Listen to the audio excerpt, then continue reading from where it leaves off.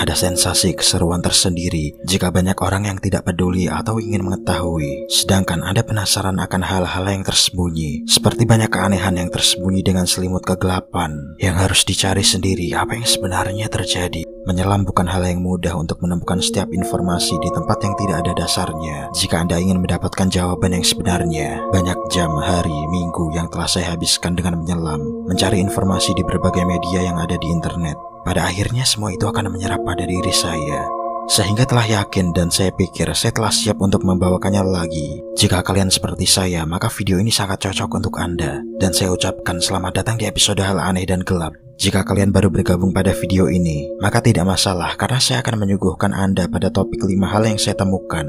Tanpa banyak berkata-kata lagi, sekarang saya akan mulai membawa Anda pada episode Hal Aneh dan Gelap dari internet. Episode yang ketiga.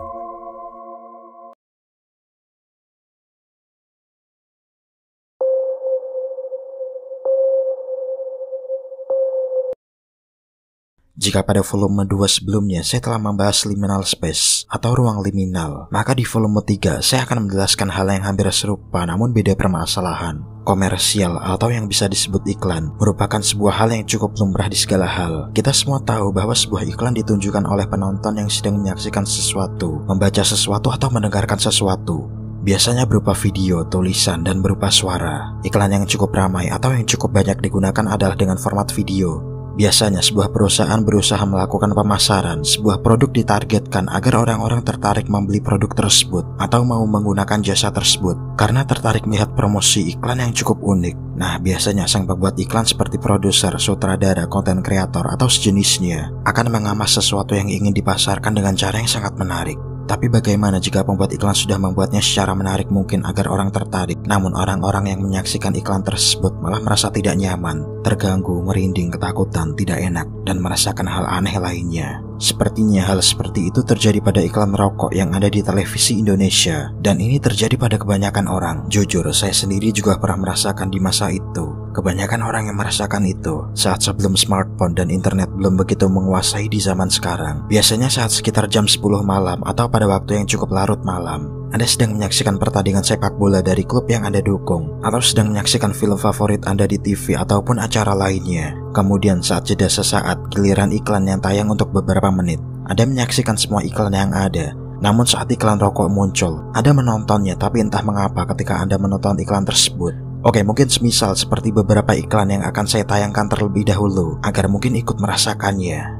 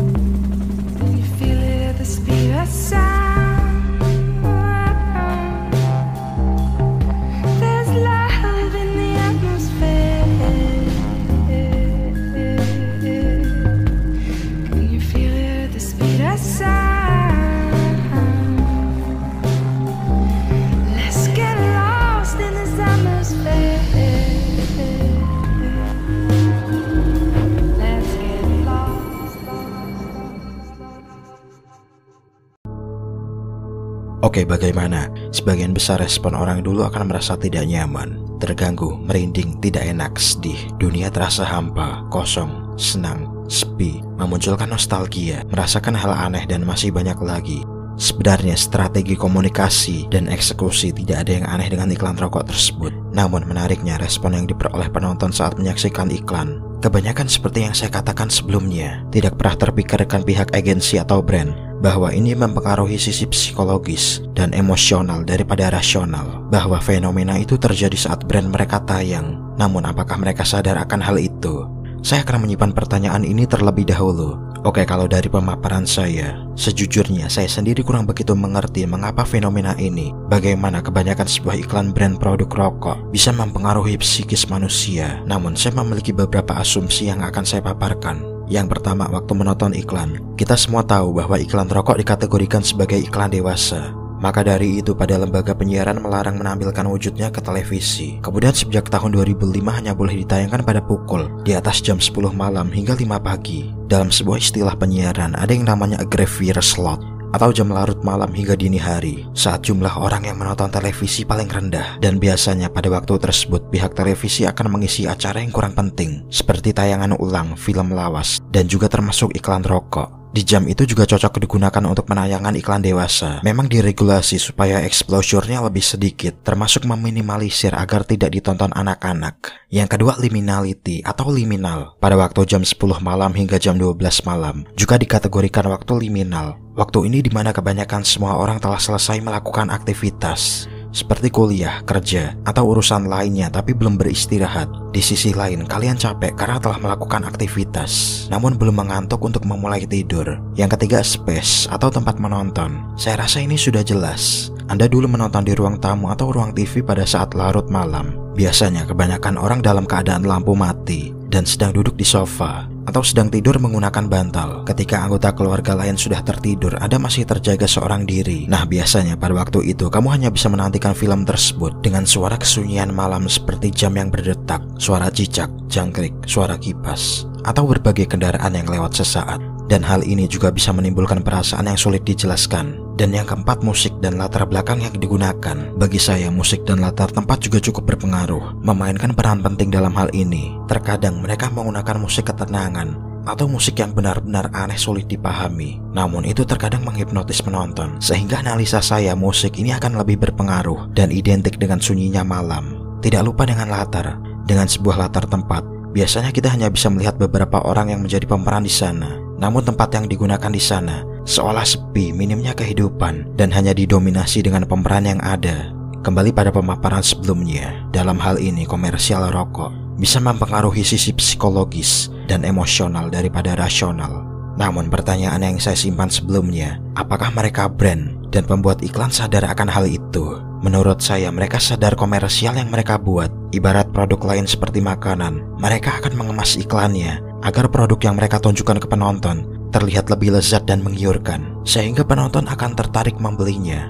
Nah, tidak beda jauh pada iklan rokok. Karena wujudnya tidak boleh ditunjukkan di televisi, mereka akan memainkan perasaan psikis penonton dari iklan, seperti perasaan kehampaan, kekosongan, dan lain sebagainya. Ketika sudah masuk perasaan itu, para perokok timbul adanya hasrat untuk mulai merokok. Seperti yang dikatakan dari kebanyakan perokok, karena lagi banyak pikiran semacamnya, merokok bisa menghilangkan beban di pikiran. Bagaimana menurut kalian para perokok? Apakah kalian setuju dengan pendapat saya tentang hal ini? Sedikit kesimpulan yang bisa saya ambil, konsep dari komersial rokok saya rasa cukup serupa dengan liminality atau identik tentang ketidakjelasan, sesuatu yang samar yang bisa menimbulkan berbagai perasaan dalam psikis psikologi manusia.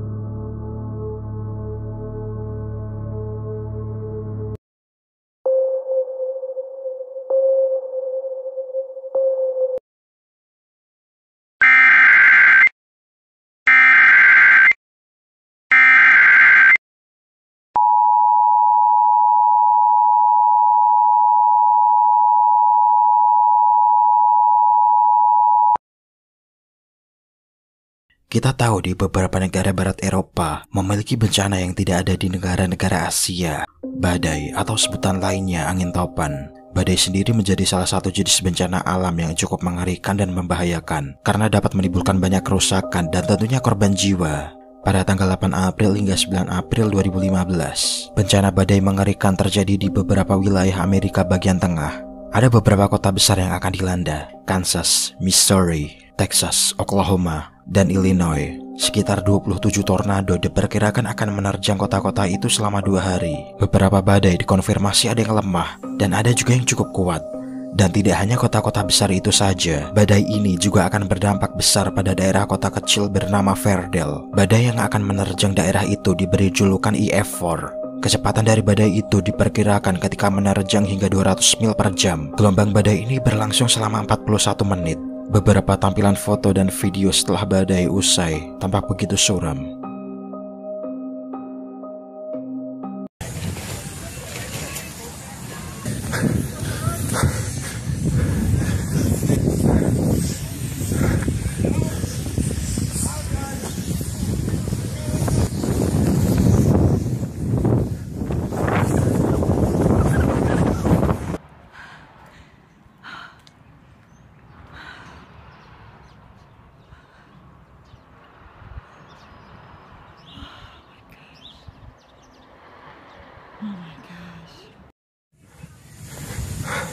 Pada hari Kamis di tanggal 9 April 2015, seorang pria bernama Clarence Schultz yang telah berusia 85 tahun dan istrinya Geraldine berusia 67 tahun baru saja menyelesaikan makan malam di rumahnya. Jadi istrinya sedang merapihkan dapur seusai makan malam, sedangkan Clarence sang suami yang mengetahui badai akan datang pada malam itu berencana mengambil lentera dan perbekalan di lantai 2. Dia yakin selama badai akan ada pemadaman listrik yang terjadi. Ketika dari lantai 2 dia melihat sebuah tornado raksasa di jendela. Dia berpikir bahwa tornado itu akan menuju ke arah selatan, yang artinya tidak akan menuju ke kediamannya. Tanpa ragu Tuan Clarence mengeluarkan ponselnya dan mencoba mengabadikannya dengan cara merekamnya. Tapi tornado raksasa itu bukan menuju ke arah selatan, namun malah sebaliknya, yaitu mendekat kepadanya. Dan seolah mimpi buruk yang tidak semua orang inginkan menjadi nyata kepadanya.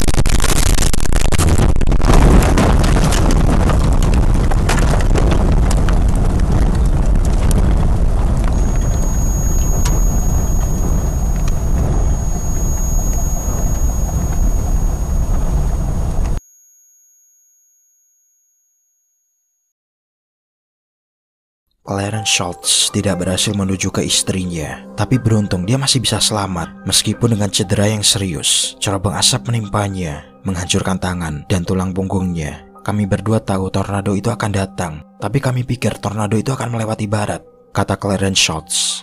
Saya pergi untuk mengambil lentera dari lantai atas, agar kami tidak berada dalam kegelapan total. Saya melihat keluar jendela kamar tidur dan melihat tornado ke arah saya.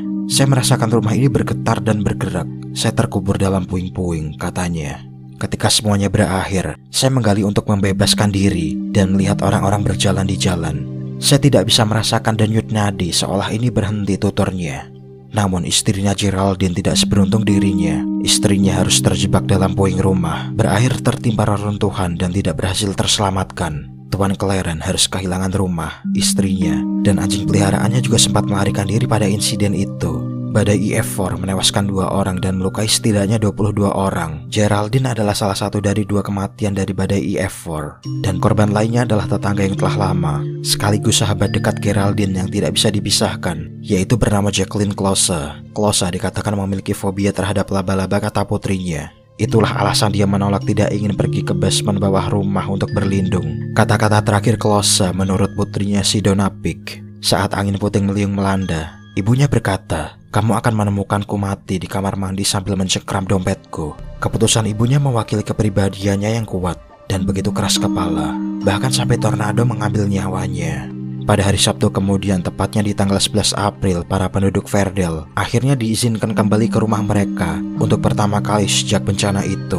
Mereka tampak tercengang dan sedih saat tiba. Orang-orang mengobrak-abrik kehancuran bekas rumah mereka dan mengambil barang apapun yang dapat mereka temukan. Tuan Claren yang masih memiliki luka jahit di dahinya, memar sampai ke rahangnya, serta tangan kanannya yang bengkak, juga ikut melihat kondisi tempat tinggalnya saat itu. Salah satu kabar baiknya adalah Tuan Claren akhirnya bertemu kembali dengan anjingnya di beberapa titik. Setidaknya itu secerca cahaya di tengah kegelapan yang menimpa dirinya. Pada hari itu juga Tuan Claren dan si anak perempuannya Closa Donapik saling bertukar cerita tentang keduanya serta berpelukan, mengingat mereka berdua sama-sama telah kehilangan wanita yang mereka cintai dari hidup mereka. Ponsel dari Tuan Claren saat dia mengambil video itu ditemukan oleh keluarganya di reruntuhan rumahnya beberapa hari setelah insiden berlalu. Tuan Claren memiliki alasan yang cukup baik untuk menyebarkan video ini. Dia ingin video ini suatu saat bisa jadi pelajaran dan menyelamatkan banyak nyawa di kemudian hari. Total, setidaknya terdapat 24 rumah penduduk yang hancur total selama badai. Kini dukungan setelah insiden bencana badai EF4 telah berlalu. Mereka harus berjuang kembali dari yang mereka miliki, serta harus memulihkannya kembali dari awal. Setidaknya kota kecil Verdel sebagian besar telah kembali normal. Namun luka yang akan ditimbulkan oleh sejarah badai yang mengerikan di masa lalu tidak akan mereka lupakan begitu saja, dan akan selalu mereka ingat untuk selamanya.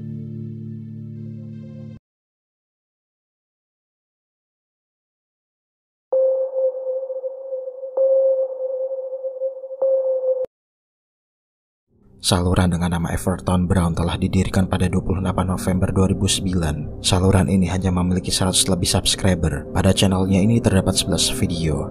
Oke, mungkin bagi sebagian orang channelnya ini memang tidak ada yang spesial, tapi biarkan saya coba jelaskan terlebih dahulu isi videonya dan juga apa yang terjadi. Pada foto profilnya jika Anda lihat terdapat tulisan yang mengatakan FBI, all black people are not criminals. Pure the Head, it's 2017, atau artinya FBI, semua orang kulit hitam bukan penjahat. Bersihkan kebencian itu tahun 2017.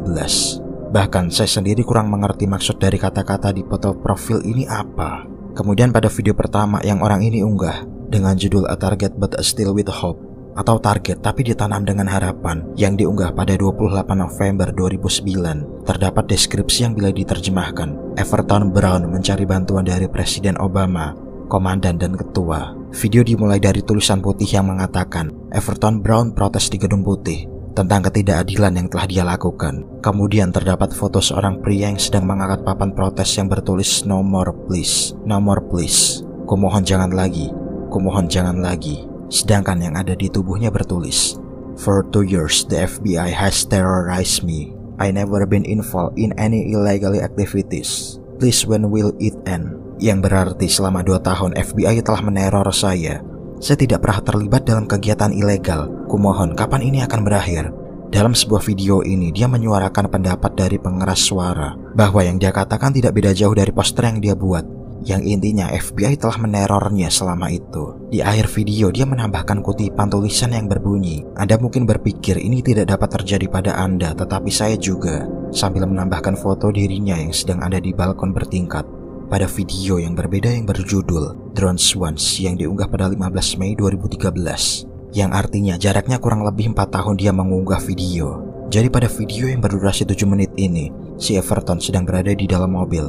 Dia sedang merekam langit di malam itu dan mengklaim serta menunjukkan katanya bahwa titik terang yang ada di langit itu adalah sebuah pesawat drone yang sedang mengawasinya. Drone ini katanya terbang sangat rendah dan lambat serta datang menghampiri dirinya. Tidak hanya satu drone itu, kata dia, yang sedang mengawasinya, melainkan dia mengklaim ada 3 pesawat. Dia sempat menzoom objek itu, namun tampaknya dia merekam kameranya cukup goyang dan tidak bisa fokus.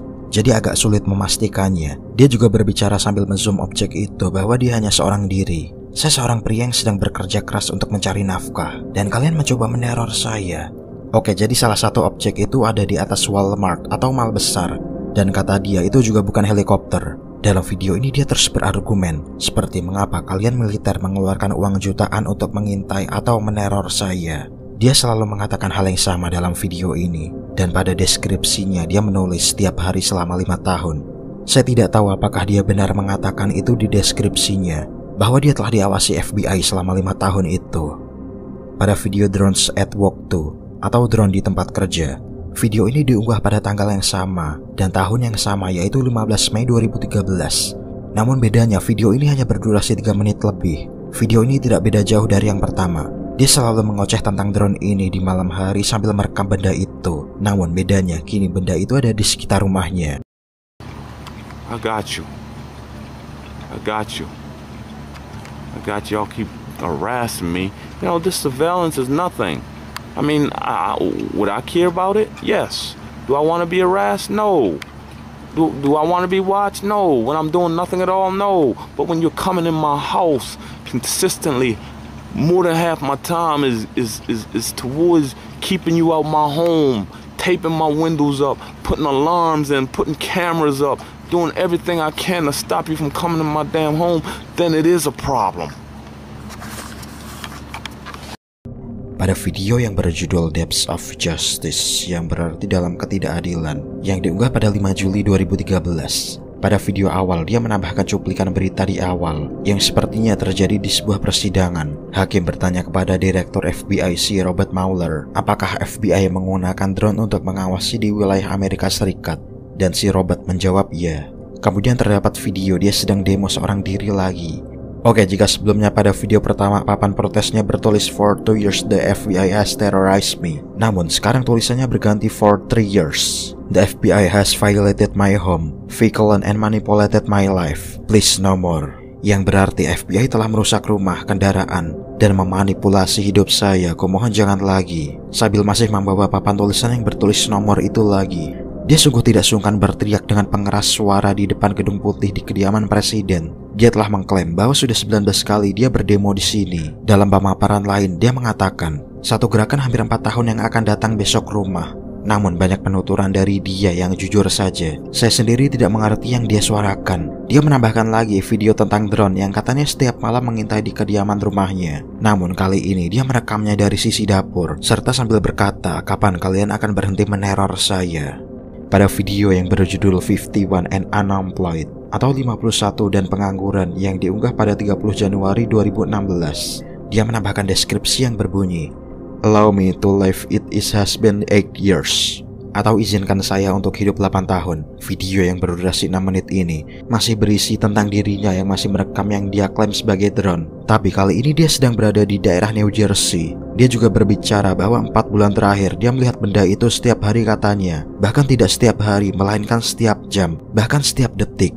Itu drone bintang militer klaimnya. Situasi ini, kata Everton, telah berlangsung selama 7 tahun. Dia juga mengatakan, Anda atau FBI di sini yang dia maksudkan, bahwa FBI setiap hari ke rumahnya menghancurkan propertinya, meneror dirinya, serta mencoba membuat dirinya kehilangan pekerjaan.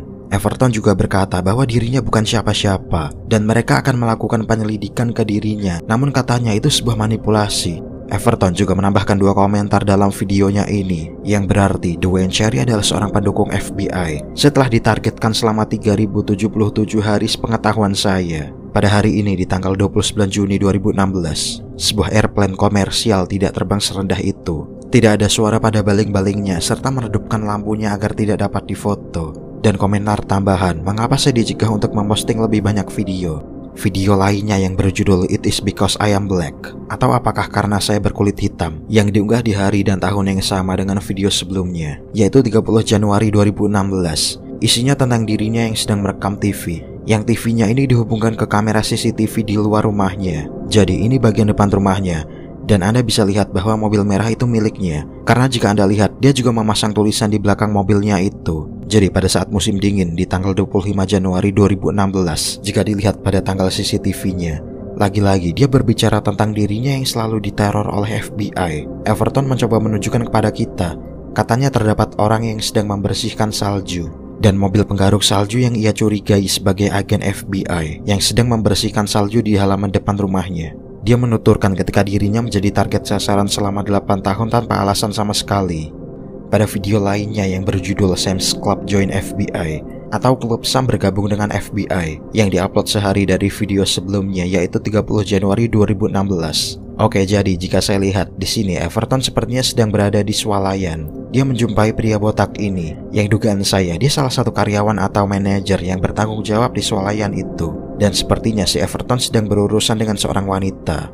Si wanita ini sepertinya merasa terganggu karena si Everton sedang merekamnya. Everton selalu mengelak bahwa dia tidak memiliki masalah dan si karyawan memintanya untuk meninggalkan tempat ini. Entah apa masalahnya karena tidak ada detail keterangan yang terjadi. Yang jelas Everton diminta untuk keluar dari mall swalayan itu oleh karyawan dan beberapa orang yang ada di sana, atau mereka akan memanggil polisi. Pada video Fighting to be Free atau berjuang untuk bebas, yang dimana jarak dari video sebelumnya 3 bulan yang diunggah di 26 Maret 2016. Kali ini sepertinya dia sedang berurusan dengan polisi. Entah apa masalahnya, namun polisi itu sepertinya berbicara dengan baik-baik kepada Everton. Polisi ini hanya meminta dia menunjukkan kartu tanda pengenalnya. Namun si Everton malah berbicara teror yang terjadi kepada dirinya. Karena dirinya orang kulit hitam yang dilanggar oleh sistem di sini, polisi wanita ini tidak banyak bicara kepadanya ketika dia sedang memeriksa kartu pengenalnya. Namun si Everton ini malah memperkenalkan dirinya, serta mengatakan bahwa saya telah menjadi korban selama lebih dari 7 tahun oleh pihak FBI tanpa alasan. Dan mereka akan masuk pemukimannya setiap hari, hanya karena dirinya orang kulit hitam. Oke, ini konyol, dia terus mengoceh di depan polisi. Namun polisi itu sama sekali tidak menghiraukannya. Dia terus mengoceh tentang itu karena dia orang kulit hitam. Dan mencecar polisi dengan kata-kata teror masih berlanjut dan sebagainya dengan nada bicara yang tinggi. Yang saya lihat membuat polisi ini cukup waspada terhadap dirinya. Saya melihat polisi ini selalu mendekatkan tangan kanannya di dekat sakunya untuk antisipasi karena senjatanya ada di sana. Pada video Victimized by the System atau dikorbankan oleh sistem yang diunggah di hari yang sama, yaitu 26 Maret 2016, Everton berurusan dengan polisi lagi. Oke, saya memiliki dugaan mengapa polisi yang berbeda menghampirinya lagi. Mungkin karena dia sedang melakukan unjuk rasa di jalan yang ramai dilewati oleh banyak kendaraan, dan dia berbicara keras dengan pengeras suaranya, dan hal itu membuat orang lain terganggu, dan itu termasuk membuat kericuhan. 7 years I have been terrorized by the system, by the Federal Bureau of Investigation and Estes Express. Estes Express, you want to assist the FBI to terrorize me? And I have the right to speak out. And that's what I am doing. Freddie Gray gave me that right. Michael Brown gave me that right. And all those that have paid the ultimate sacrifice, that a black man can speak out, that a black man can protest in this United States. That's what it have given me. That's what it have given me. He have paid the ultimate price for me, so I stand here. Because of that sacrifice. 7 years I've been terrorized by the system. How about you, Estes Express? Estes Express, you want to assist the FBI to terrorize me? You want to assist the FBI to violate me? Is you angry? Is you angry? I guess you're angry. I'm sure you're angry. But you know what? It's best to be angry than to be violated for 7 years. To be violated for 7 years. 2,709 days to be exact. I have been violated. I have been raped by the system, by the Federal Bureau of Investigation. 7 years. That's my second time here. They fired me 2 weeks ago, 2 Mondays ago. That was on the 15th to be exact. What was it for? The sign? The sign. That sign there. You see that truck up there? I didn't have the sign on the back. I just had the sign on the front because they have the employees here watching me. The FBI. The FBI. There's a sign right there. The FBI have the employees here watching me, and I take my stuff with me because they want to search. They search my home and my vehicle, so I have a couple bags with me when I drive in the truck. So the people here want to search to help them search my bag. Pada video lainnya namun dengan judul yang sama, yaitu Sam's Club Join FBI. Video ini diunggah pada 26 April 2016. Saya pikir ini tempat yang sama, yaitu di swalayan, tempat si Everton sedang berbelanja kebutuhan. Dan dalam video ini dia sedang dikerubungi oleh orang-orang termasuk 3 polisi. Inti permasalahan yang saya tangkap pada video ini, karyawan swalayan meminta melakukan pengecekan barang pada tasnya, namun dia menolaknya secara keras. pada video Cruelty of Justice atau kekejaman keadilan yang diunggah di 26 Juli 2016. Di awal terdapat tulisan yang berarti, itu menjijikkan, tapi itu apakah kekejaman atau keadilan? Jadi orang ini sedang merekam peliharaan anjingnya yang sedang buang air, dan katanya anjingnya ini sudah melakukan 5 kali buang air besar selama sehari. Dan lagi-lagi dia menuduh FBI yang telah melakukan atau meracuni anjingnya hingga seperti itu. Jadi ini video terakhir yang dia upload yang ada di salurannya. Sampai tahun 2021 yang lalu orang ini akan masuk berita. The other big story we're on top of tonight, getting a first look at the terror and chaos that unfolded in a Baltimore County neighborhood earlier this month. That's right, police body camera video giving us a much more clearer picture of what happened in Woodlawn when officers shot and killed a man they say murdered 3 others before setting his home on fire. It's still unbelievable. Neighbors say the suspect had harassed them for years. WJZ investigator Mike Hogan live on the scene for us with the chilling images tonight. Hey Mike. Ya, tepatnya di 8 Mei 2021, Everton melakukan hal di luar kendali. Sekitar jam 6.39, seorang tetangga yang kediamannya tidak jauh dari kejadian melakukan panggilan kepada 911. Dalam waktu yang tidak lama, polisi datang ke lokasi. Sebuah momen mengerikan tertangkap kamera dari tubuh polisi. Polisi mendapati Everton sedang berada di parkiran membawa senjata api dengan latar tempat tinggalnya yang sudah terbakar oleh api. Polisi pada saat itu meminta kepada Everton untuk menjatuhkan senjata apinya, namun dia memilih menolaknya dan melakukan perlawanan dengan cara menembaki petugas. Mau tidak mau, polisi harus mengepung dirinya dari berbagai arah, dan polisi harus melepaskan tembakan sebelum akhirnya dia tersungkur di aspal. Polisi sudah berhasil melumpuhkannya serta mengepungnya, namun saat senjata apinya sudah terjatuh, dia mencoba meraihnya kembali. Namun upaya itu gagal karena polisi cukup sigap dan segera memborgolnya. Namun ketika dia dibawa ke rumah sakit untuk diselamatkan, nyawa dia sudah tidak bisa terselamatkan. Oke, saya akan mundur sejenak sebelum polisi tiba di tempat kejadian. Salah seorang wanita yang saya asumsikan paruh baya menghubungi polisi di 911. Dia menceritakan di pagi hari ketika dia masih di atas kasur. Wanita ini mendengar seorang yang sedang menggedor pintu di depan rumahnya. Dan kemudian dia mendengar 3 kali suara tembakan. Dirinya juga melihat seorang pria berdiri di tiang pintu dengan senjata di tangannya. Dia lantas menutup semua pintunya. Wanita ini terus menuturkan, "Saya pikir itu adalah rumah di mana pria itu memiliki tanda di seluruh rumahnya bahwa dirinya sedang dikejar oleh FBI." And I think it is a house. There's a house where the man has signs all over his house that the FBI is after me, and we've known for years that he has a mental health problem. And I think that is the house. Okay. Signs all over his truck and on the front of his house. But he's never been trouble in the neighborhood. But I did just hear 3 gunshots and somebody screaming. I don't know what he did to break that door down, because it shook my whole house. Okay. All right, because we do got help on the way there, ma'am, okay? Just keep your doors and windows locked, okay? Okay. Namun saya rasa wanita paruh baya ini adalah seorang tetangga yang rumahnya sepertinya tidak jauh dari kejadian. Pasalnya beberapa berita yang saya temukan di internet bahwa para tetangga yang di dekatnya cukup tertekan menderita selama bertahun-tahun oleh ulahnya. Dan dia mulai menuduh semua tetangganya bekerja sama untuk FBI. Dia sering berteriak dari teras rumahnya menggunakan megafon dan mondar-mandir di jalan sekitar rumahnya dengan senjata api. Seorang penduduk yang cukup lama tinggal di lingkungan itu memaparkan, penembakan itu tidak mengejutkan mengingat Everton sering melakukan ancaman. Kami tidak tahu mengapa dia melakukan itu, tapi ini sudah terjadi berulang kali. Banyak orang yang mengeluh tentang hal itu, tetapi tidak ada yang dilakukan sampai dia benar melakukannya. Jadi di pagi itu Everton telah mencoba memaksa masuk ke rumah tetangganya. Target awalnya yaitu keluarga kecil Ismail Quintanilla. Ketika berhasil masuk ke rumah itu, Everton langsung menghabisi dengan cara Ismail yang berusia 41 tahun dengan pisau yang ia punya dan menembak.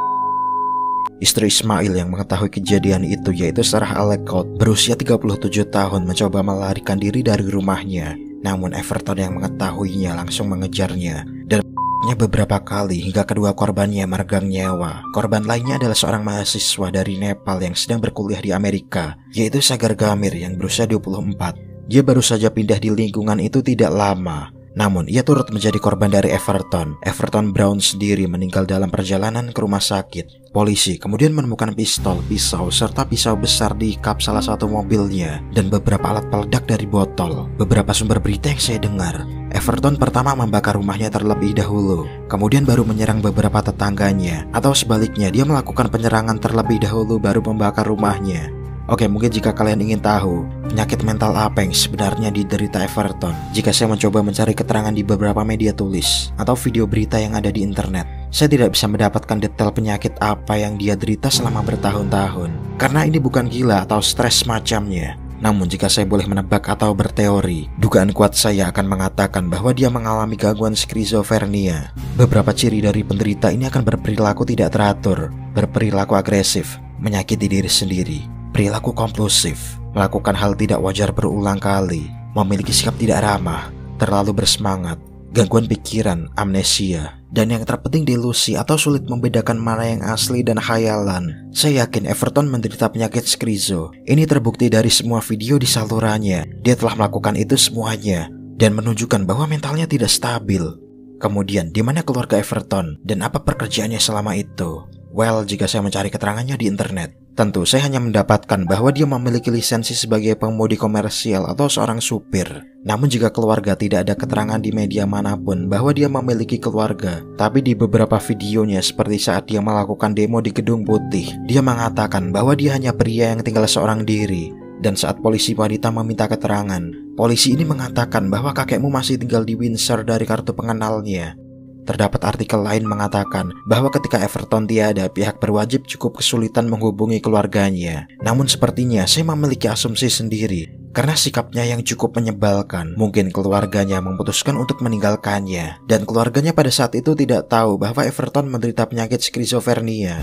Ada yang lebih aneh lagi, menurut catatan yang disimpan oleh polisi Baltimore County, Everton selama 24 tahun terakhir, ia melakukan panggilan lebih dari 100 kali. Tetangganya pun juga ikut memanggil polisi secara teratur dan membuat laporan bahwa Everton sering mengganggu mereka dan berteriak dengan pengeras suara. Namun polisi di sana sudah memprosesnya, namun Everton tidak kunjung jera. Cukup disayangkan para polisi tidak mengetahuinya bahwa dia mengalami masalah mental dan tidak membawanya ke rumah sakit. Asumsi saya yang lain pada video itu, dia melakukan panggilan dari telepon. Itu terbukti dari polisi wanita yang pada saat itu. Dia seperti sudah cukup terbiasa mendengar ocehan dari Everton bahwa dia selalu diawasi FBI. Penjelasan lainnya adalah senjata. Kita tahu di Amerika, negara yang cukup terkenal dengan melegalkan masyarakat boleh memiliki senjata. Namun apakah orang dengan mental tidak stabil, tidak terkontrol, boleh memiliki senjata di sana? Ya, saya rasa itu yang belum terjawab.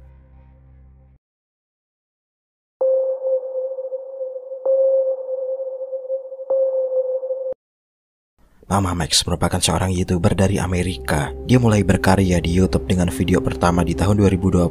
Dan setidaknya sekarang dia telah memiliki 12 video. Oke, sebenarnya pada saat itu ada 12. Tapi sekarang dia menghapus 2 video jadi tinggal 10. Ia telah memiliki ratusan ribu lebih pelanggan di salurannya. Sebenarnya dari 12 video hingga bisa mencapai ratusan ribu terbilang sulit di YouTube jika Anda bukan seorang artis terkenal sekalipun. Namun Mama Max bukan artis atau orang terkenal lainnya. Dia hanya membuat konten dengan kualitas dan formalitas yang tinggi. Bahkan dia sangat jarang mengunggah konten videonya. Mengapa saya membahas salurannya dan permasalahan apa yang sebenarnya terjadi? Apa yang spesial dari konten-kontennya? Oke, biar saya jelaskan perlahan. Max merupakan seorang konten kreator yang bisa dibilang semua isi videonya dia memang suka memburu predator yang ada di internet. Predator yang dimaksudkan sendiri adalah seorang mereka terkadang bersembunyi di berbagai platform yang ada di media sosial.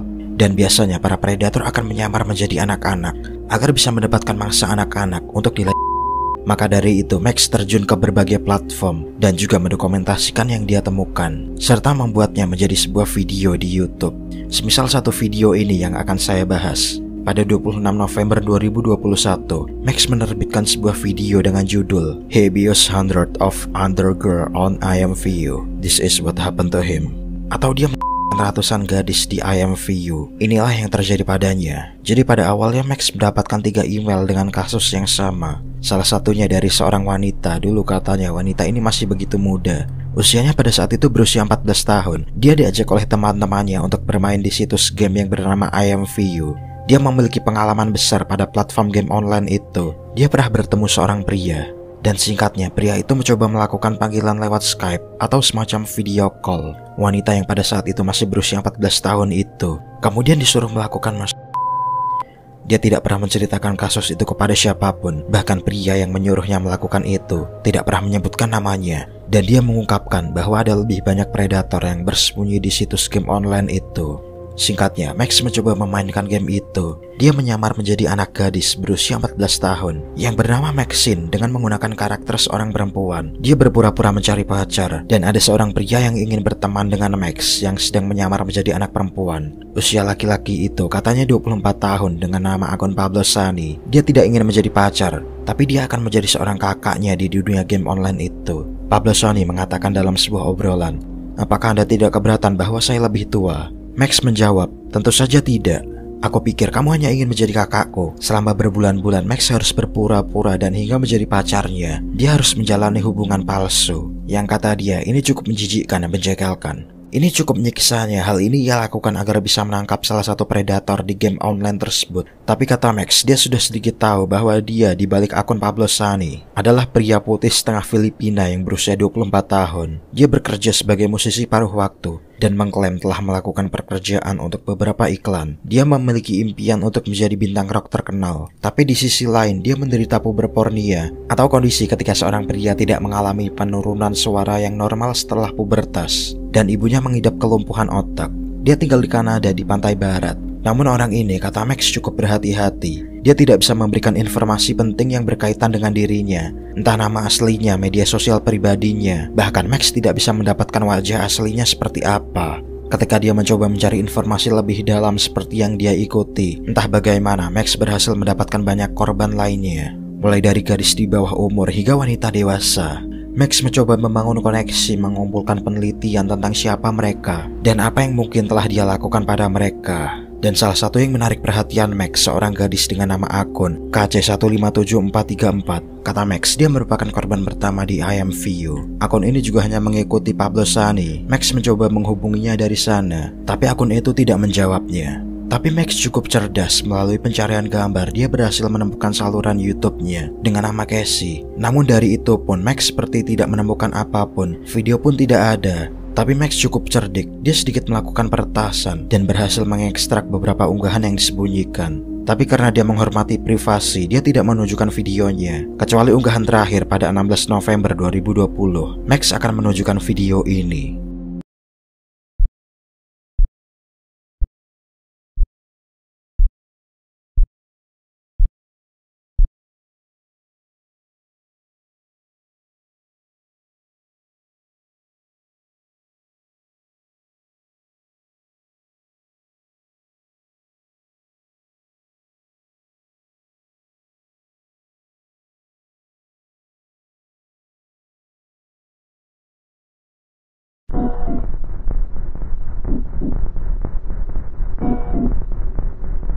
Ya, tampaknya video ini disensor oleh Max. Video ini seperti di hutan di malam hari dengan judul This is when.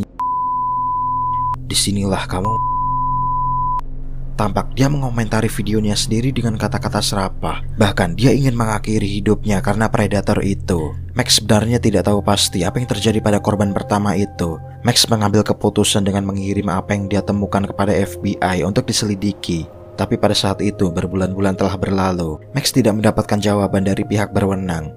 Oke, jika dilihat pada video itu, Max tidak tahu apa yang terjadi selanjutnya pada anak gadis itu. Apakah Casey masih hidup atau tidak? Namun dia bersumpah akan membalaskan dendamnya kepada predator itu. Namun ketika mencoba menghubungi predator itu dari game, sepertinya Pablo Sani dia memblokir akun Max. Max harus kehilangan jejak dari orang itu. Di sisi lain, ketika Max melakukan penelitian tentang game IMVU, ada dua korban dengan sukarela menceritakan tentang sisi gelap dari game itu. Max melakukan wawancara kepada dua orang yang suka bermain game itu. Yang pertama, wanita yang berusia 20 tahun. Wanita ini sangat suka bermain video game saat remaja. Dan seorang pria yang berusia 24 tahun. Tapi pada wawancara ini Max benar-benar tertutup. Bahkan Max harus menyensor kedua wajah mereka.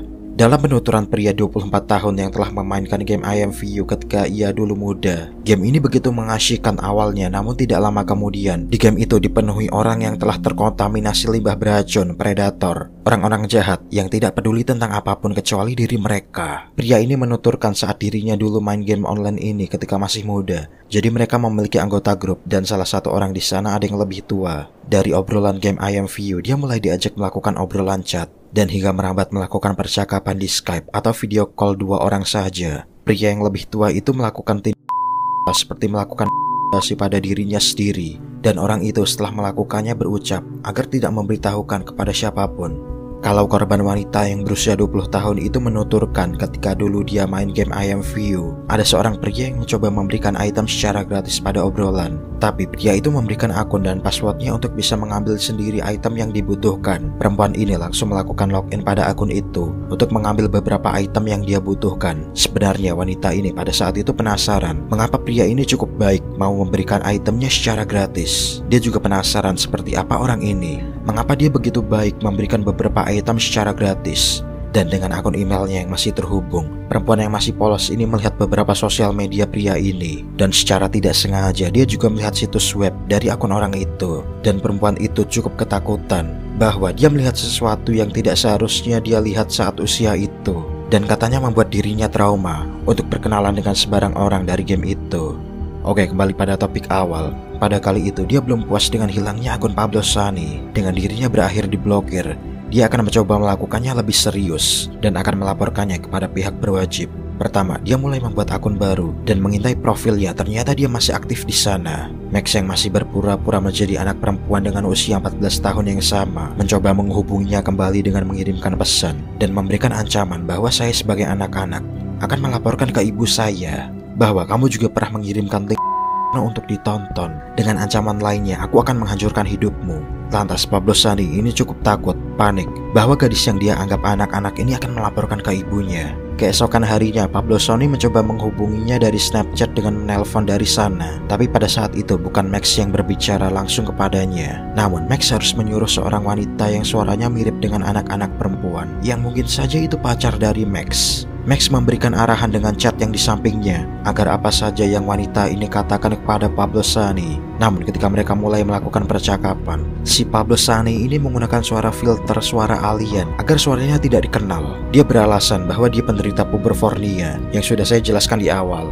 Tapi dengan sedikit beberapa pancingan, akhirnya dia menggunakan suara aslinya untuk berbicara. Oke, jadi di sini pada intinya si Pablo Sunny ini meminta maaf karena telah memblokirnya dan meninggalkannya serta menghilang begitu saja. Di sini Max meminta kepada wanita yang berbicara pada Pablo Sunny dan beberapa sedikit pancingan lagi untuk menambahkan dia agar menjadi teman Instagramnya. Tapi si Pablo Sunny ini menolak memberikan nama Instagramnya. Dia memberi alasan cukup terbata-bata bahwa dia tidak ingin berteman.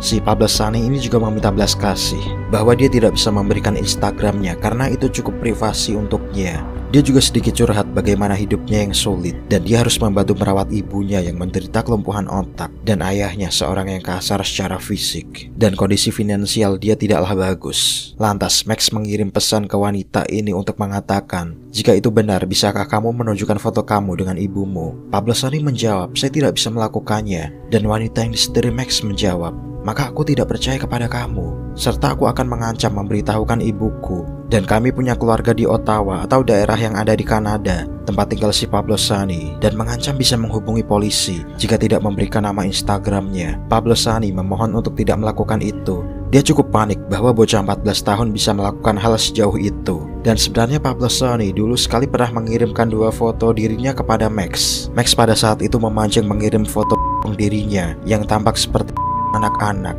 Ketika si predator itu terpancing, Max meminta ganti untuk mengirimkan foto wajahnya kepadanya. Dan pada percakapan panjang lebar, si Pablo Sunny meminta agar kedua fotonya itu dihapus. Tapi sebagai gantinya, Max meminta nama Instagramnya. Mereka berdua akhirnya sepakat. Dari kesepakatan itu, Max yang pertama menghapus fotonya sambil melakukan rekaman ketika menghapus foto dari komputernya. Sebagai bukti, dia kirim video ketika Max menghapus fotonya. Tak lama kemudian Pablo Sunny kemudian memblokir Max. Oke, sebenarnya dia tidak benar-benar menghapus fotonya. Dan di akhir video, Max mempublis wajah si predator Pablo Sunny seperti ini. Setelah video itu tayang di YouTube, drama sesungguhnya pun dimulai. Selang 2 minggu kemudian, video miliknya dihapus oleh pihak YouTube. Dengan keterangan video ini telah dihapus karena melanggar kebijakan YouTube dengan konten jangan atau Itu cukup menyakitkan, menjengkelkan. Kerja keras membuat video selama berbulan-bulan seolah sirna. Pihak YouTube menghapus videonya seolah-olah seperti melindungi predator. Padahal video yang telah Max buat telah dipotong pada bagian tertentu, telah disensor sedemikian rupa, dan mencoba mengikuti pedoman komunitas yang ada. Meskipun ada beberapa bagian yang cukup mengganggu dan mendapatkan batasan usia. Videonya sendiri pada saat itu telah ditinjau secara manual oleh staf YouTube. Max bahkan menghubungi pihak YouTube dari Twitter. Dari obrolan itu, pihak YouTube memberikan bagian menit yang melanggar panduan komunitas. Saya pada saat itu juga mengeceknya, tapi semua itu telah Max sensor, dan itu hanya bagian game. Max mencoba menyelesaikannya secara damai lewat cuitannya di Twitter, dan memberikan waktu 1 minggu kepada tim YouTube untuk memperbaiki problemnya. Tak lama setelah itu, pada tanggal 26 Desember 2021, Max mengunggah video ke YouTube dengan judul Pick a Side YouTube atau pilih sisi YouTube. Pada isi video itu, Max telah mengumpulkan 28 YouTuber konten kreator untuk bersuara. Para kreator berpendapat dengan sistem YouTube yang terlalu banyak membatasi kreativitas. Untuk para konten kreator berkarya di sana, mereka juga bersuara tentang bobroknya pedoman komunitas YouTube yang sewenang-wenang melakukan ketidakadilan kepada para konten kreator.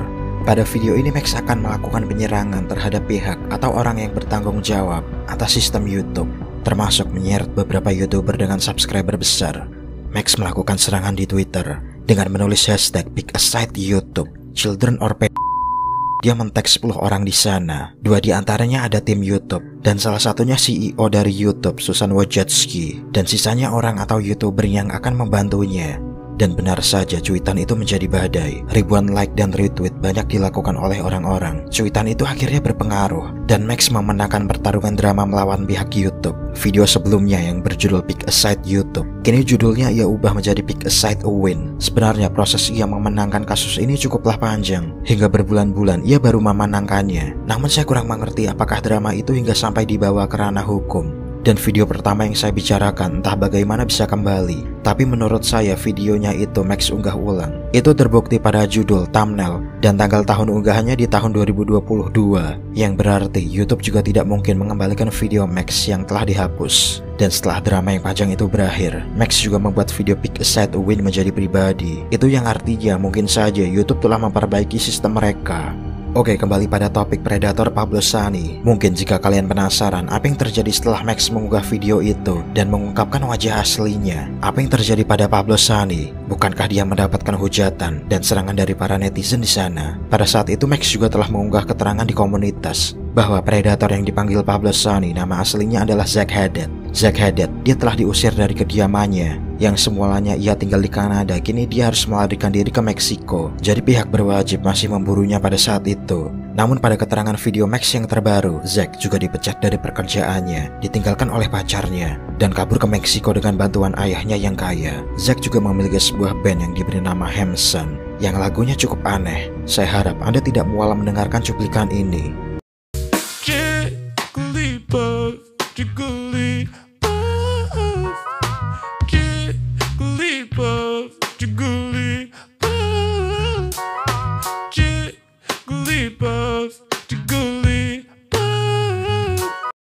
Max melakukan pelacakan kepada Zach dan dia sedang ada di hotel Meksiko. Namun ketika Max mencoba menghubungi pihak berwajib Meksiko untuk ditahan, dia berhasil meloloskan diri. Dan teori Max, dia dan ayahnya kemungkinan kabur ke Filipina. Namun hingga kini predator Zach Haddad atau Pablo Sani hingga kini masih bersembunyi dan melarikan diri. Fakta lain dari saluran dan video-video Max bahwa dia memerlukan waktu yang cukup panjang untuk melakukan semua itu dan tidak bisa langsung instan untuk mengungkap kedok para predator. Sejauh ini yang paling lama proses pembuatan satu video, dia membutuhkan sekitar 9 bulan lamanya. Tapi apakah akan ada yang lebih panjang waktunya di kemudian hari? Dan ada lagi yang cukup menyedihkan, kebanyakan video yang telah dia buat dikenai batasan usia. Dalam dunia YouTube, video yang terkena batasan usia tidak bisa mendapatkan iklan atau tidak bisa menghasilkan uang sepeser pun dari sana. Maka Max hanya bisa mengandalkan Patreon dan donasi dari para penonton agar kontennya terus berjalan.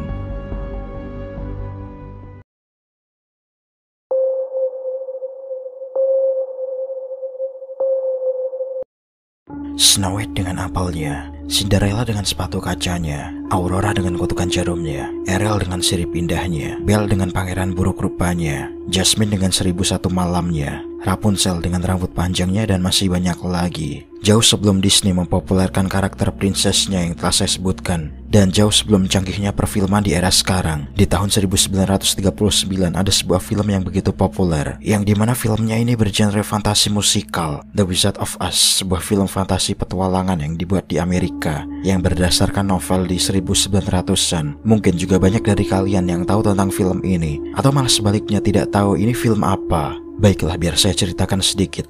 Film ini menceritakan gadis yang bernama Dorothy Gale. Dorothy tinggal di desa kecil Kansas dengan bibi dan pamannya. Singkatnya, ada sebuah insiden yang terjadi di mana rumah Dorothy terbawa oleh tornado, dengan di dalamnya hanya ada Dorothy dan anjingnya Toto. Tornado itu telah membawa rumahnya ke tempat yang tidak diketahui, yang dimana tempatnya ini dipenuhi dengan makhluk Munchkins atau kurcaci. Saat tiba di desa Munchkin, tidak sengaja rumahnya Dorothy ini pada saat mendarat telah menimpa satu dari keempat penyihir. Satu penyihir yang tertimpa rumah Dorothy hingga mati ini penyihir jahat. Dorothy kemudian dianggap pahlawan oleh para kurcaci. Kemudian muncul penyihir baik yang menanyakan tujuan Dorothy. Dia kemudian menjawab dia hanya ingin kembali ke Kansas, tempat tinggalnya semula. Penyihir baik ini menyarankan agar Dorothy pergi ke kota Zamrud untuk menemui penyihir yang agung agar membantunya pulang. Kemudian saat penyihir baik memberikan petunjuk, muncul lagi penyihir jahat yang tersisa yang akan mengambil sepatu ajaib yang telah melekat pada kaki Dorothy. Namun penyihir jahat ini tidak bisa mengambilnya begitu saja, karena Dorothy masih hidup. Dia akan meneror Dorothy di setiap perjalanan. Dorothy mulai melakukan perjalanan. Dia bertemu dengan manusia jerami yang hidup. Manusia jerami ini memiliki keinginan agar memiliki otak, karena dia tidak bisa mengusir burung gagak dari kebun yang dia jaga. Dorothy mengajaknya untuk menemui penyihir yang agung, agar mungkin juga bisa mengabulkan keinginan untuk mempunyai otak.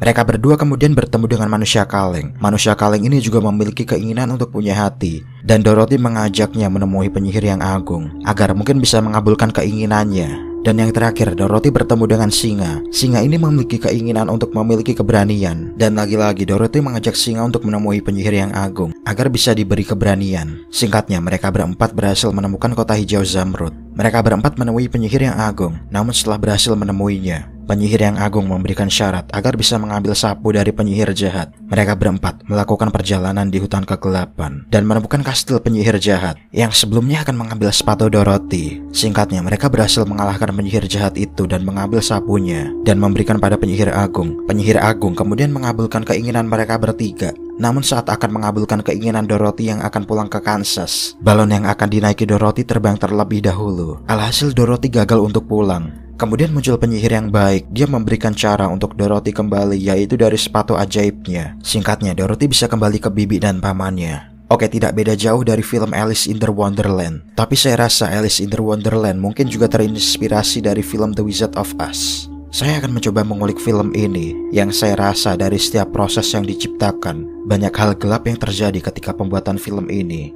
Film ini diproduksi oleh pihak Metro-Goldwyn-Mayer. Film ini juga bisa dibilang mengobati orang Amerika yang pada saat itu sedang ada bencana Great Depression yang terjadi di Amerika, dan berhasil mendapatkan 6 piala Oscar. Namun dari keindahan hasil film yang cukup memukau pada tahun itu dan banyak prestasi yang diperoleh, namun sayangnya di balik itu semua banyak cobaan, kesengsaraan, ataupun sisi gelap dari proses yang terjadi untuk menciptakan mahakarya yang luar biasa. Banyak penderitaan yang didapat oleh para pemeran selama proses pembuatan film, dan bahkan beberapa pemain menjadi korban. Karena pada tahun itu peraturan keselamatan set panggung tidaklah dipentingkan, dan para aktor maupun kru mengalami kondisi berbahaya, dan bahkan bisa dibilang mengancam jiwa mereka.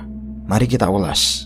Ada hal yang cukup menarik ketika Dorothy tersadar dari rumahnya yang terbawa tornado dan jatuh. Dia mulai membuka pintu. Di sini film langsung mulai berganti menjadi berwarna. Tapi teknik ini digadang-gadang memerlukan pencahayaan yang cukup banyak, sehingga pihak studio memerlukan pencahayaan lampu yang cukup banyak. Namun hal ini membuat suhu di lokasi syuting menjadi sangat panas. Bahkan petugas panggung seringkali pingsan. Itu baru petugas, belum para aktor yang sedang memainkan peran. Tokoh aktor orang sawah yang diperankan oleh Ray Bolger harus menghabiskan waktu rias 1 jam untuk menempelkan lateks dan masker plastiknya dengan susah payah ke wajahnya. Dan setelah selesai pengambilan gambar, dia juga harus menghabiskan 1 jam untuk melepaskannya. Namun dikarenakan proses syuting yang cukup panjang dan dia harus mengenakan latex 13 jam untuk kisaran waktu syuting. Hal ini akhirnya berdampak pada perubahan wajahnya setelah dia memerankan tokoh manusia jerami. Sedangkan pada tokoh manusia kaleng yang pertama kali diperankan oleh Buddy Ebsen, pada saat syuting tokoh manusia kaleng memang harus mengenakan pakaian dari bahan baja, dan beberapa area tertentu Ebsen termasuk seluruh wajah harus dicat menggunakan bubuk aluminium agar terlihat menjadi silver sungguhan. Namun dikarenakan bahan cat yang digunakan cukup berbahaya bagi manusia, Ebsen hanya bisa memerankan tokoh itu hanya selama 10 hari saja. Sisanya dia harus mengalami reaksi yang parah terhadap cat yang digunakan.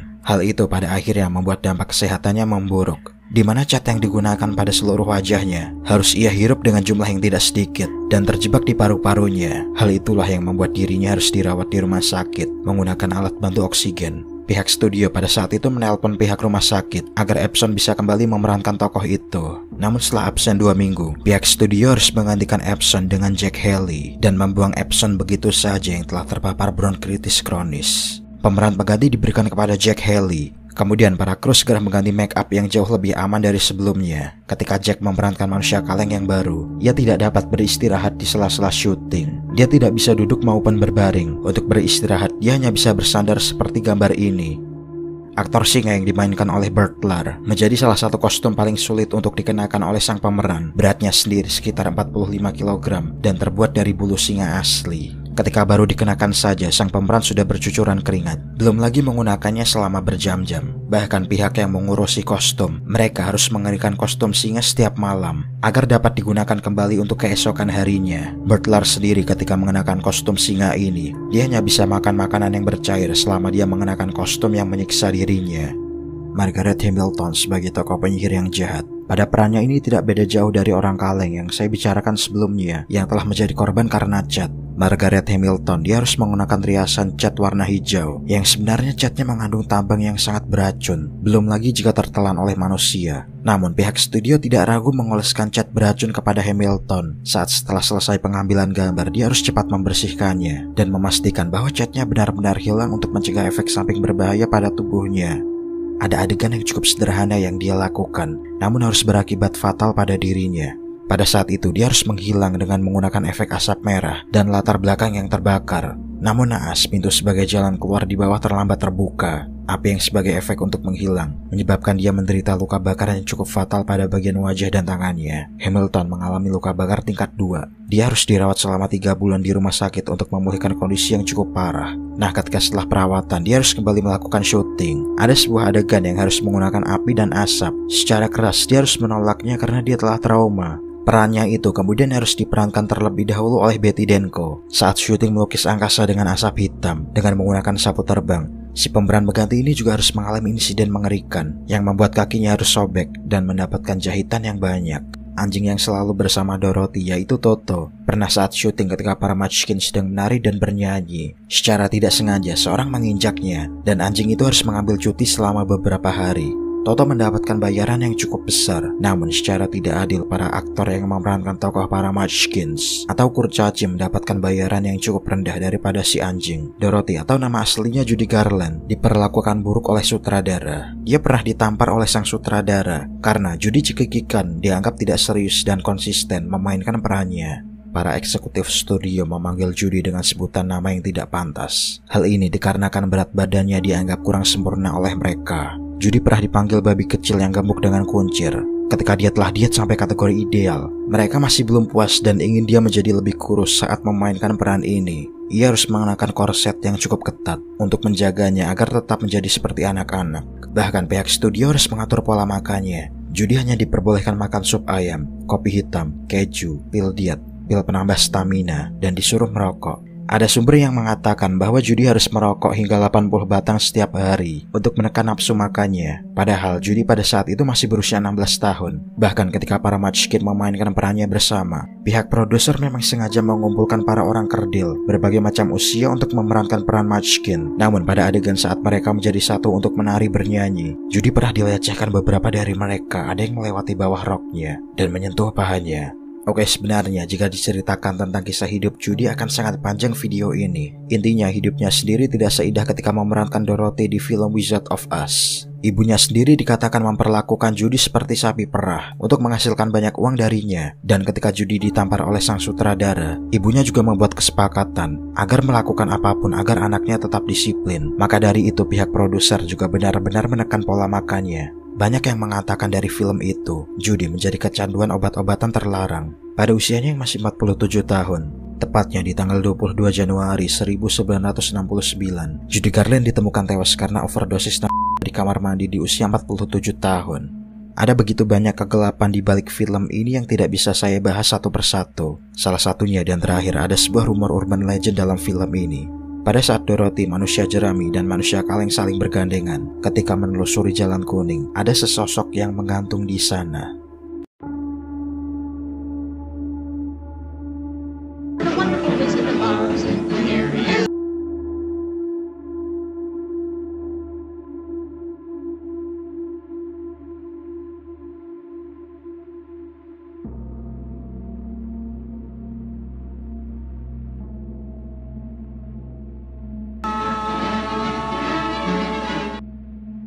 Oke, jadi cuplikan adegan itu saya temukan di YouTube yang diunggah oleh akun Eric J. Giniar di 7 Oktober 2014 dengan judul The Original Hugging Munchkin Scene from The Wizard of Oz, dengan deskripsi yang intinya mengatakan, inilah adegan asli dari film The Wizard of Oz yang menunjukkan Munchkin yang di latar. Dengan cara ini adalah cuplikan asli sebelum pihak Metro-Goldwyn-Mayer (GMG) mencoba menutupi ini dengan berbagai cerita. Ini adalah momen yang sangat tragis. Anda dapat dengan jelas melihat Munchkin yang bergantung, dijerat di latar belakang di antara pepohonan. Namun yang aneh ketika saya mendownload film versi fullnya di internet dan menyaksikan film ini hingga akhir, sosok yang saya cari tidak ada. Malah saya hanya menemukan seperti burung merak atau bangau yang ada di sana.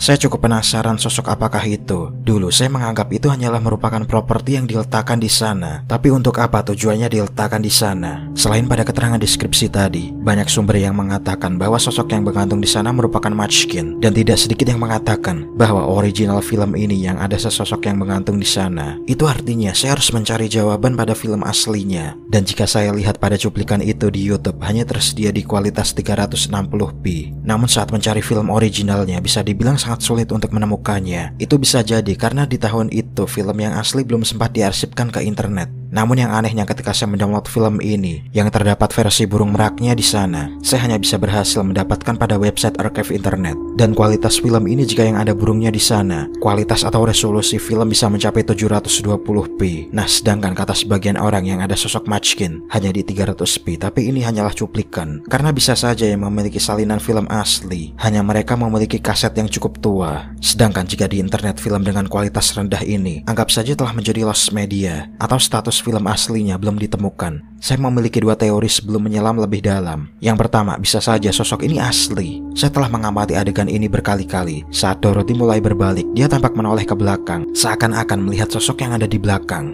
Tapi jika saya lihat lagi, ini merupakan reaksi yang wajar. Dia kemudian melihat ke arah manusia timah dan manusia jerami, dan sepertinya bukan melihat ke belakang. Lalu saat mereka bertiga ingin berbelok, manusia jerami seakan ingin jatuh di sana oleh Dorothy kemudian ditarik. Bisa saja manusia jerami itu jatuh karena melihat sesosok yang bergantung di sana, atau memang dalam perannya si manusia jerami berjalan seperti ingin terjatuh. Semisal dalam beberapa adegan cara dia berjalan memang seperti itu. Ada sebuah video singkat dari saluran di balik Main Place, di mana saluran ini selalu membahas hal di balik film. Coba tonton video short ini. Apa yang terjadi kalau ada adegan film yang bocor dan baru sadar waktu filmnya udah tayang? Biasanya sebelum tayang, film tuh bakal melalui yang namanya QC atau Quality Control, yaitu untuk mastiin kualitas film udah layak tayang atau belum. Jadi kalau misalnya ada adegan yang bocor, bakal ketahuan. Tapi apa jadinya ya? Walau udah lewat QC, ternyata tetap ada yang kelewat. Nah, dulu aku pernah nonton film Sherina di Netflix dan ada kru yang bocor tuh muncul di kelas. Terus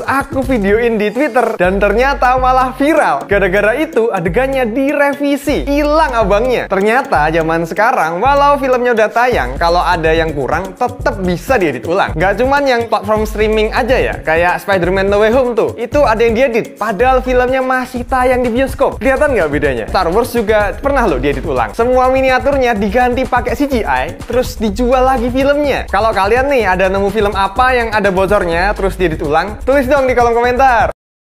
Menurut kalian bagaimana? Apakah film ini juga mengalami revisi ulang? Dengan awalnya sosok orang misterius yang tergantung di sana diganti dengan burung bangau. Termasuk pada format kualitas film yang awalnya hanya 360p menjadi 720p. Saya juga memikirkan apakah ini juga merupakan strategi marketing untuk menarik penonton agar film ini laris di pasaran. Namun jika ini benar, saya rasa marketing agar film ini laris sangat mengerikan. Ada satu lagi, yaitu komentar seorang dari akun bernama Bergay. Orang ini mengatakan bahwa dia memiliki salinan film asli pada DID. Dia melihat dengan jelas film yang asli. Ada yang bergelantung di sana katanya. Namun bagaimana menurut kalian? Apakah kalian percaya dengan bukti dan beberapa teori ini? Jika tidak, kita beralih pada teori yang kedua, yaitu palsu. Sebenarnya saya sendiri kurang paham dalam dunia film, tapi jika melihat ini rasanya tidak mungkin jika adegan ini di tahun itu akan ditayangkan pada bioskop. Apakah ribuan orang tidak menyadarinya jika ada keganjilan dengan film yang mereka saksikan? Apakah para kru atau editor sekalipun akan lalai dalam hal ini dengan membiarkan ini bocor dalam film yang dibuat sangat sulit pengerjaannya? Saya rasa itu juga tidak mungkin. Jika terjadi seperti itu, bukankah pihak produser akan mengalami masalah besar dan akan ditetapkan sebagai tersangka?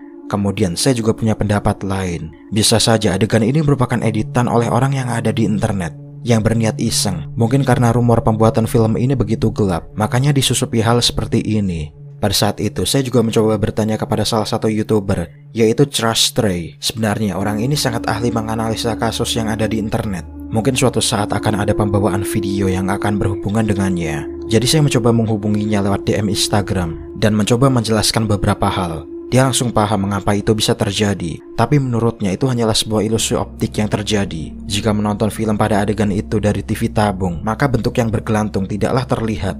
Jadi jika melihat cuplikan pada layar datar seperti sekarang, dengan menonton film kualitas lama akan terlihat efek yang bergelantung. Kurang lebih seperti itu dari pemaparan beliau. Jika saya mencoba membuktikannya sejauh itu, saya harus memiliki TV atau komputer tabung dengan hanya melihat adegan itu.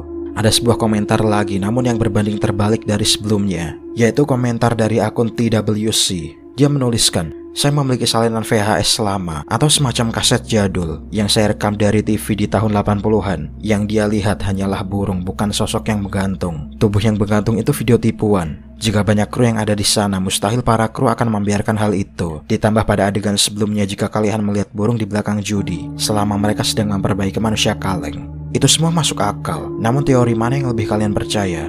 Karena saya orang yang cukup penasaran dan kurang puas hanya mengeluarkan teori, maka saya akan melakukan penyelaman lebih dalam. Oke, awalnya saya mendapatkan sebuah mini dokumenter yang mewawancarai beberapa orang. Ada yang memiliki salinan film yang cukup tua. Orang ini juga menunjukkan bahwa yang ada di sana adalah burung.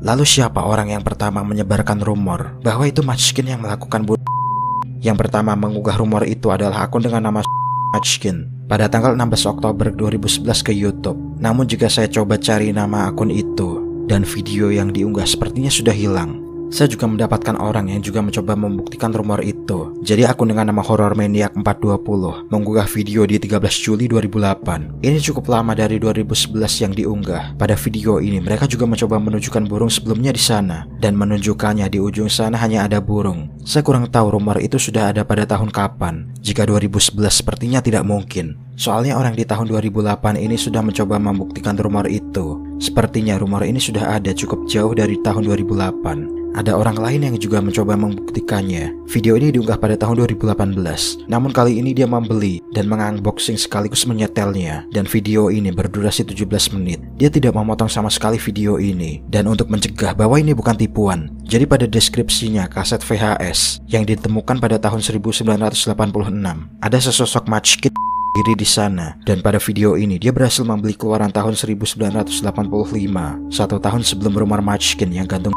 Dia benar-benar membuka kemasan kotak VHS dan menyetelnya tanpa video ini dipotong sama sekali. Ketika film dipercepat dan berhasil sampai pada adegan yang dimaksudkan, yang muncul adalah sesosok burung bukan orang. Alhasil rumor itu berhasil ia pecahkan. Sebenarnya juga ada orang yang mengunggah video ke YouTube di tahun 2008, yang dimana orang ini merekam TV saat ada acara yang menayangkan tentang legenda urban di film Wizard of Oz. Pada video ini ada pemeran Munchkin yang masih hidup, yaitu Jerry Merriam. Ia diwawancarai tentang rumor itu. Pemeran Munchkin itu mengatakan bahwa tidak ada yang mati ketika syuting, dan rumor seperti itu tidaklah benar. Jika Anda menonton versi film fullnya, pada adegan sebelumnya juga terdapat beberapa burung yang muncul pada scene sebelumnya. No heart, all hollow.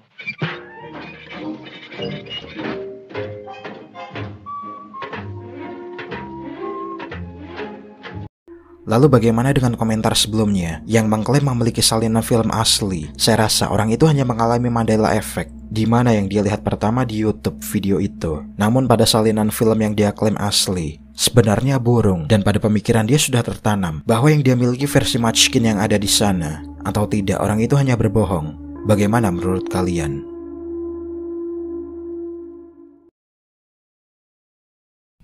Cara komersial yang memainkan perasaan manusia, bencana mengerikan yang tidak bisa dicegah manusia, penderita skizofrenia yang melakukan playing victim, YouTuber yang memburu predator dan melawan aturan sistem YouTube, hingga sisi gelap di balik keindahan film. Terima kasih Anda telah menyaksikan episode hal aneh dan gelap dari internet. Episode yang ketiga. Jika kalian memiliki saran atau pembahasan yang menarik, jangan ragu mengirimkan yang kalian temukan di internet kepada saya di Instagram @di_jelaskan. Jika hal yang kalian kirimkan cukup menarik bagi saya, mungkin akan saya masukkan pada daftar episode yang keempat nantinya. Saya akan berterima kasih jika Anda sudah sejauh ini menonton hingga selesai. Saya akan cukup bersemangat jika kalian melakukan like pada video ini. Dan terakhir sekali lagi terima kasih bagi Anda yang menyaksikan video ini hingga akhir. Sampai jumpa di video pembahasan selanjutnya. Goodbye.